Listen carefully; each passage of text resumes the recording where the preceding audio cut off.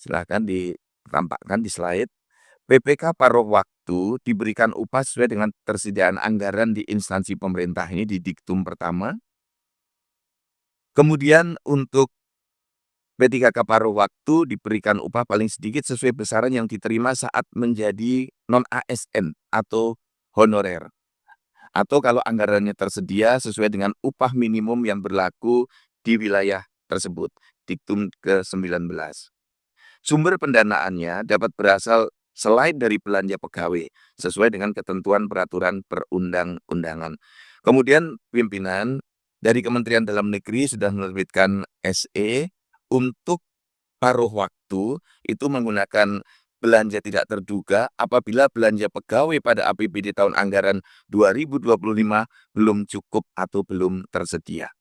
Kemudian mekanismenya melakukan perubahan peraturan kepala daerah tentang penjabaran APBD tahun 2025 mendahului Perda tentang perubahan APBD 2025 dan diberitahukan kepada pimpinan DPRD sesuai ketentuan peraturan perundang-undangan. Dari rapat-rapat kami dengan para kepala BKD perlu kami laporkan untuk nanti ini kami mohon arahan dari Bapak-bapak pimpinan dan anggota Komisi 2, tantangan pengangkatan P3K paruh waktu. Perlu kami laporkan sebagaimana yang disampaikan Pak Abad tadi, jumlah formasi yang ditetapkan instansi itu lebih sedikit dari jumlah tenaga honorer yang existing.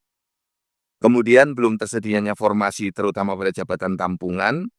Kemudian terdapat instansi yang ingin menyesuaikan jumlah penetapan formasi, ingin merubah jumlah formasi.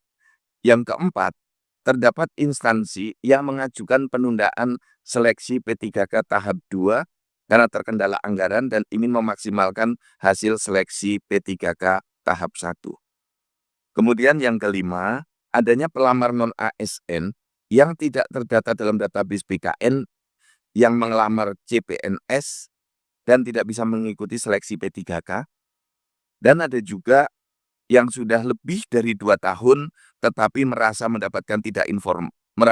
tidak mendapatkan informasi sehingga tidak mengikuti semua seleksi. Nah, tentu ini juga tidak bisa untuk masuk ke dalam sistem CAS ini. Kemudian yang keenam, bagi pegawai non-ASN yang tidak terdata dalam database BKN, menjadi tanggung jawab kementerian, lembaga, dan pemerintah daerah masing-masing dengan mempertimbangkan ketersediaan anggaran dan peta kebutuhan di masing-masing instansi. Kemudian kami ingin laporkan, Bapak Pimpinan, terkait dengan total potensi tenaga honorer yang paruh waktu. Nah, rekan-rekan coba dislide-kan yang skema 1,37 juta ASN, calon ASN.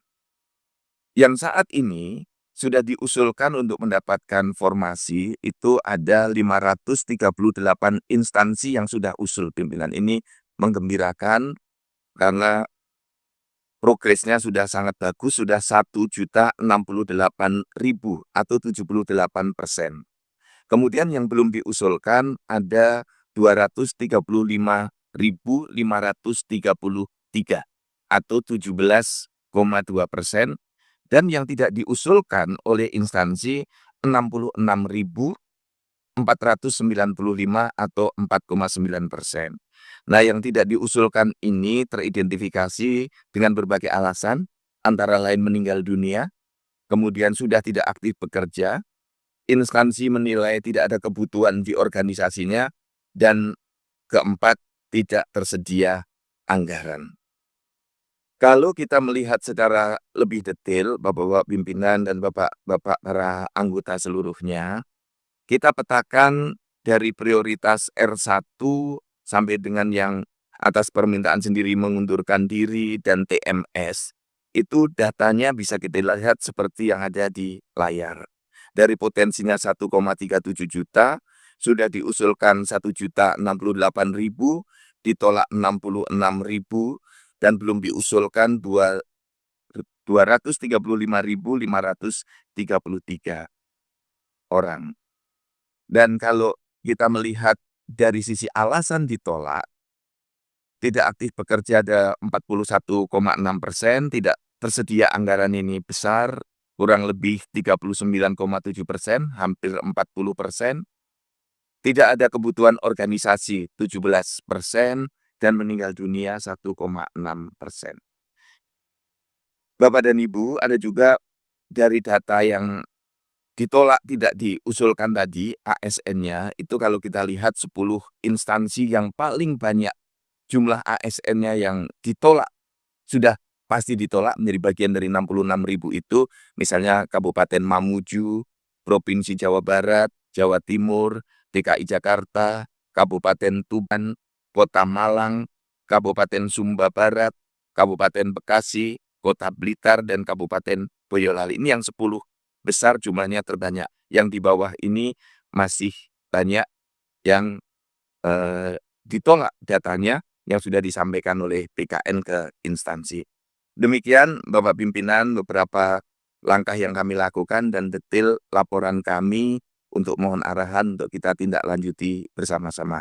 Terima kasih banyak, mohon maaf lahir batin. Wassalamualaikum warahmatullahi wabarakatuh.